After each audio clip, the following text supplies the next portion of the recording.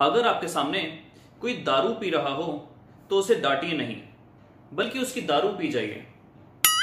क्योंकि याद रखिए, हमें बीमारी से लड़ना है, बीमार से नहीं।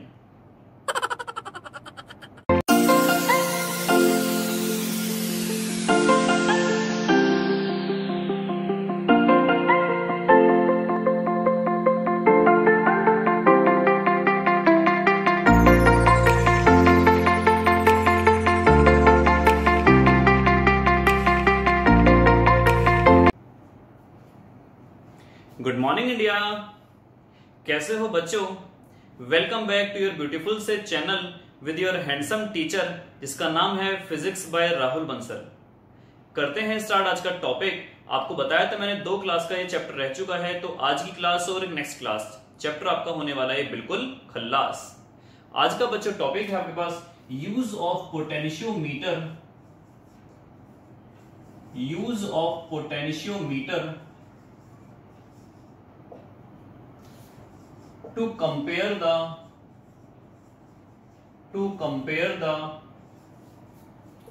EMF of two cells, to compare the EMF of two cells। अगर हमारे पास 2 सेल्स हैं, अगर हमारे पास 2 सेल्स हैं बच्चों, जिनमें से एक की EMF हमें पता है, तो हम दूसरे की EMF बड़े आराम से निकाल सकते हैं बाय यूजिंग द इंस्ट्रूमेंट जिसका नाम है पोटेंशियोमीटर। पहले हम इसका डायग्राम देख लेते हैं।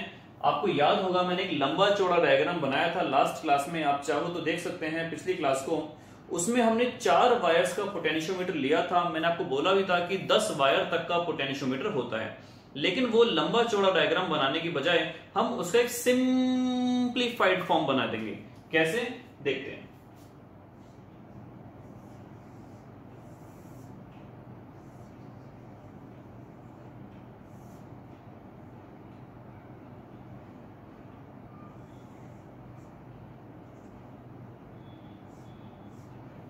ये आपके पास हो गया वो पोटेंशियोमीटर, ये आपके पास रियोस्टेट हो गया, ये आपके पास की हो गई, और ये आपके पास बच्चों हो गई ए बी पोटेंशियोमीटर की वायर, जो आपको बताई गई थी या तो होती है मैंगनीन की या फिर होती है कांस्टेंटन की। मैं बार बार आपको बताता आ रहा हूं, उसका रीजन ये है कि इनका टेम्परेचर कोएफिशिएंट ऑफ रेजिस्टेंस यानी कि अल्फा होता है अप्रोक्सीमेटली 0।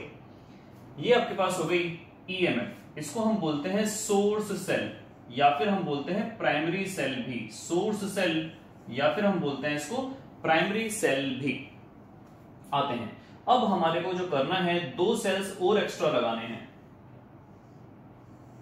बस ये याद रखना, ये पॉजिटिव टर्मिनल है, यहां से करंट फ्लो कर रहा है इस तरफ, तो वो ऐसे भी जाएगा और ऐसे भी जाना चाहेगा। पॉजिटिव से हम कनेक्ट करेंगे पॉजिटिव को ही। ये आपके पास सपोज करो E1 हो गई और ये आपके पास E2 हो गई। यहां पर आगे लगा देंगे हम की, यहां पर आगे लगा देंगे हम की, और यहां पर हम लगा देंगे गैल्वेनोमीटर, और इससे हम आगे कनेक्ट कर देंगे जोकी। ये हमारे पास हो गई जोकी, जो स्लाइड कर सकती है इस वायर पे। ये आपके पास सिंप्लीफाइड इसका डायग्राम हो गया। फिर से एक बार समझ लेते हैं, जो आपको लास्ट क्लास में बताया था पोटेंशियोमीटर, वो तो पूरा का पूरा ये हो गया। आप जब लैब में करेंगे इसको और अच्छे तरीके से आपके टीचर्स आपको बताएंगे, तो बेसिकली ये हमारे पास पोटेंशियोमीटर हो गया। और पोटेंशियोमीटर के इस पॉइंट ए से हमने 2 वायर्स निकाल के पहली बैटरी में लगा दी और दूसरी वायर हमने दूसरी बैटरी में लगा दी। ये 2 स्विच लगा दिए। अगर ये स्विच ऑन है तो हम इसको ऑफ कर देंगे, ये वाला ऑन है तो इसको ऑफ कर देंगे, और उसके बाद हमने लगा दिया गैल्वेनोमीटर और यहां से हमने कनेक्ट कर दिए जोकी। अब बच्चों ध्यान से सुनो, एक बात तो आपको ये याद रखनी है कि इसकी जो वैल्यू होगी, इस सेल की जो वैल्यू होगी, वो इन दोनों से ज्यादा होनी चाहिए। सपोज करो ये है अगर 10 वोल्ट का, तो ये भी 10 से कम होना चाहिए, ये भी 10 से कम होना चाहिए, क्योंकि सोर्स सेल इसके अंदर एक कांस्टेंट करंट फ्लो कराता है। सोर्स सेल इसके अंदर एक कांस्टेंट करंट फ्लो कराता है। और दूसरी बात, अगर इसकी वैल्यू इससे कम हो जाएगी तो आपको नल पॉइंट, नल पॉइंट का मतलब हमने पढ़ा था WSB में, व्हीटस्टोन ब्रिज के अंदर, नल पॉइंट का मतलब होता है जब गैल्वेनोमीटर में कोई डिफ्लेक्शन नहीं होता है, वो कहलाता है बच्चों हमारे पास नल पॉइंट। तो अब बात यह है कि अगर सपोज करो इसकी वैल्यू है 10 वोल्ट, एग्जांपल के तौर पर मैं ले लेता हूं इसकी वैल्यू 10 वोल्ट, और इसकी लंबाई है सपोज करो 100 centimetre. Just for example length आपको दे दी गई है 100 सेंटीमीटर और सोर्स की वैल्यू दे दी गई है आपको 10 वोल्ट। तो आपको याद होगा एक हमारे पास पोटेंशियल ग्रेडियंट था और वो आपके पास था V अपॉन में L। V की वैल्यू आ गई 10 और L की वैल्यू आ गई 100। ये आपके पास आ गया 0.1 वोल्ट पर सेंटीमीटर। इसका मतलब क्या हुआ कि अगर हम 1 सेंटीमीटर चलेंगे तो कितने पोटेंशियल का ड्रॉप होगा? 0.1 वोल्ट का ड्रॉप होगा। Is it clear? अगर सपोज करो यहां पर हमारे पास ये है 5 वोल्ट की, तो अब ध्यान से देखो बच्चों, ये अपना पॉजिटिव वाला करंट इसमें से ऐसे सप्लाई करेगा, ये पॉजिटिव वाला भी ऐसे सप्लाई करेगा, क्योंकि नीचे वाला स्विच तो है आपका क्लोज यानी कि ओपन सर्किट, ये वाला कर दिया मैंने क्लोज, तो करंट ऊपर जाएगा यहां पर, ये करंट यहां आएगा। इस पॉइंट पर आने के बाद दोनों करंट आपस में लड़ाई करेंगे। आपको देखा होगा आप लोगों ने कि अगर कभी कुश्ती होती है, रेसलिंग होती है, तो उसके अंदर हम सेम वेट वाले ही आपस में कुश्ती कराते हैं।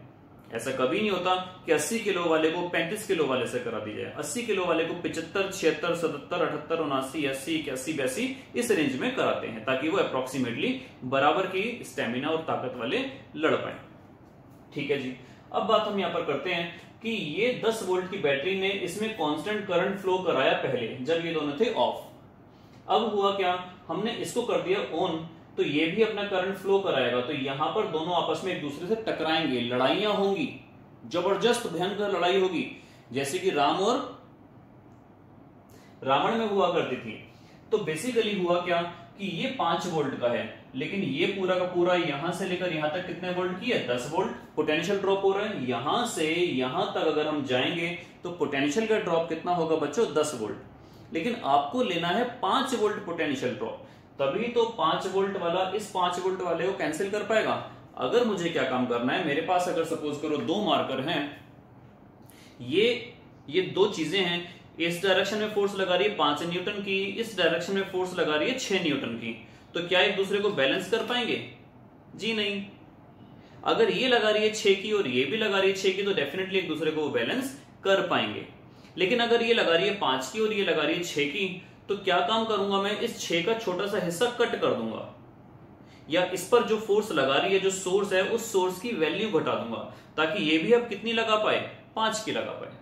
तो इसका मतलब आप ऐसे समझो कि एग्जैक्टली हमने क्या पढ़ा कि ए से लेकर बी तक का जो पोटेंशियल ड्रॉप है वो 10 वोल्ट का है, या फिर हमने ऐसे पढ़ा कि 1 सेंटीमीटर का पोटेंशियल ड्रॉप कितना है? 0.1। 1 सेंटीमीटर का पोटेंशियल ड्रॉप है 0.1, 2 सेंटीमीटर का 0.22, 3 का 0.3 और 10 सेंटीमीटर का हो जाएगा 1 वोल्ट, 20 सेंटीमीटर का हो जाएगा 2 वोल्ट, 30 सेंटीमीटर का हो जाएगा 3 वोल्ट, 40 सेंटीमीटर का हो जाएगा 4 वोल्ट और 50 सेंटीमीटर का हो जाएगा 5 वोल्ट। आपके पास एक्सटर्नल ये जो बैटरी है इसकी वैल्यू कितनी है? 5 वोल्ट। तो आपको जॉकी को कहां फिक्स करना पड़ेगा? 50 सेंटीमीटर पे, यहां से लेकर यहां तक 50, यानी कि अगर कहा जाए 100 सेंटीमीटर की ये है तो मिड पॉइंट पर। तो ऐसी कंडीशन में क्या होगा, जो 5 वोल्ट की है, जो ये हमारा एक्सटर्नल सोर्स 5 वोल्ट का है, ये 5 वोल्ट का, और जॉकी को अगर हमने लगा दिया मिड पॉइंट पर, इस तरह से मिड पॉइंट पर सपोज करो यहां पर, तो ये उसके कितने वाले से लड़ाई कर रहा है? पूरे 10 से लड़ाई नहीं कर रहा, ये कर रहा है केवल 5 वाले से, क्योंकि मिड पॉइंट तक 50 सेंटीमीटर तक कितना आया? 5 वोल्ट, ये भी कितना है? 5 वोल्ट का। ऐसी कंडीशन में गैल्वेनोमीटर में कितना करंट होगा? 0। तो इसका मतलब क्या हुआ कि अगर मैं बात करूं मिड पॉइंट तक, तो ये इसको बैलेंस कर लेगा, तो इस लेंथ को हमने मान लिया L1। अब मान लो ये वाली है आपके पास 6 वोल्ट की, तो 6 वोल्ट बताइए, हाइपोथेसिस लगाओ, 6 वोल्ट कितने बैलेंस करेगी? 60 सेंटीमीटर। अभी तो हमने पढ़ा था कि 10 सेंटीमीटर पर 1 वोल्ट, 20 सेंटीमीटर पर 2 वोल्ट, 30 पर 3, 40 पर 4, 50 पर 5 और 60 पर 6। तो इसका मतलब क्या हुआ, ये बड़ी वैल्यू की बैटरी है, तो इसको हमने थोड़ा सा आगे लगाना पड़ेगा, ए यहां पर कहीं पर। तो इस लेंथ को हमने कितना मान लिया? L2, क्योंकि पोटेंशियल ग्रेडियंट जो K की वैल्यू है वो तो दोनों ही के लिए सेम है, इसके लिए भी इसके लिए भी। बेसिकली जो पोटेंशियल ग्रेडियंट है वो इन दोनों की प्रॉपर्टी थोड़ी ना है, पोटेंशियल ग्रेडियंट तो इसकी प्रॉपर्टी है K इक्वल्स टू हमने पढ़ा V/L, V की वैल्यू फिक्स है, L की वैल्यू फिक्स है, तो पोटेंशियल ग्रेडियंट तो दोनों के लिए ही फिक्स रहेगा। तो इसका मतलब बच्चों क्या हुआ, फिर से एक बार समझ लेते हैं कि यहां पर जो हमने 2 सेल्स लगाए हैं, ये 5 और 6 मैंने जस्ट फॉर एग्जांपल लिया था। ये 50-60 हो सकते हैं, ये 0.5 0.6 हो सकते हैं। इसकी लंबाई 10 की जगह 100 की जगह 1000 हो सकती है, 500 हो सकती है, 400 हो सकती है, 600 हो सकती है, व्हाटसोएवर हो सकती है। इसकी वैल्यू कुछ भी हो सकती है। बस डिफरेंस क्या है, आपको ध्यान क्या रखना है, प्राइमरी सेल या source cell in external cells, या इसको ऑक्सिलरी सेल्स भी बोलते हैं, इसकी वैल्यू इन दोनों से इंडिविजुअली ज्यादा होनी चाहिए, इन दोनों से ज्यादा होनी चाहिए। क्योंकि अगर सपोज करो ये 10 वोल्ट है, यहां से यहां तक का ड्रॉप हो रहा है 10 वोल्ट का, ये हो गया अगर 11 का, तो 11 का मतलब क्या है, आगे कहीं ड्रॉप होगा, आगे तार की लंबाई है नहीं, तो इसका मतलब हमें नल पॉइंट नहीं मिल पाएगा। तो इसका मतलब बच्चों क्या हुआ, आपने पढ़ा था K equals to V by L, या फिर V हम डायरेक्टली प्रोपोर्शनल पढ़ सकते हैं L के, क्योंकि K हमारे पास क्या होता है, कांस्टेंट। K हमारे पास होता है कांस्टेंट, मींस पोटेंशियल ग्रेडियंट। तो यहां पर हम इसी तरीके से बात समझेंगे अब कि E1 जो हो गया वो डायरेक्टली प्रोपोर्शनल हो गया L1 के। E1 क्या हो गया, डायरेक्टली प्रोपोर्शनल L1 के, या फिर हम बोल सकते हैं E1 इक्वल्स टू KL1, और ये K क्या है, पोटेंशियल ग्रेडियंट, इक्वेशन नंबर 1। उसी तरीके से अगर मैं बात करूं E2, ये किसके बराबर हो जाएगा, KL2, इक्वेशन नंबर 2। इन दोनों को हम जब बच्चों डिवाइड करेंगे तो E1 अपॉन में E2, K से K कैंसिल हो जाएगा, ये आ जाएगा L1 अपॉन में L2। L1 और L2 आप मेजर कर चुके होंगे with the help of scale, with the help of ruler. E1 और E2 में से मैंने आपको बताया, एक की वैल्यू आपको पता होगी तो दूसरे की वैल्यू आप फाइंड आउट इजीली कर सकते हैं। ये था आपके पास use of potentiometer to compare the EMF of 2 cells. एक बार हम फटाफट फिर से देख लेते हैं कि एग्जैक्टली हमने पढ़ा क्या था। ये है आपके पास सोर्स सेल, जिसको हम बोलेंगे प्राइमरी सेल। यहां से करंट जब फ्लो करेगा तो ये इसमें भी फ्लो करेगा और इनमें भी जाना चाहेगा, लेकिन इनमें उसी कंडीशन में जाएगा जब ये स्विच ऑन होंगे, तभी सर्किट पूरा होगा। अगर ये स्विच ऑफ है तो डेफिनेटली करंट इसमें से जा रहा है, ये आपने कर दिया ऑन। अब ये वाला जो आपके पास सेल है, जैसे ही आपने इसको स्विच ऑन करा तो करंट इसमें भी सप्लाई होना चालू हो जाएगा। लेकिन जॉकी को जैसे ही आप एक ऐसे पॉइंट पर रखेंगे जहां पे पोटेंशियल ड्रॉप इस वायर पे और इस बैटरी का बराबर हो जाएगा, जहां पर इस वायर का और इस बैटरी का पोटेंशियल ड्रॉप बराबर हो जाएगा तो गैल्वेनोमीटर में शो करेगा नल डिफ्लेक्शन, जीरो डिफ्लेक्शन।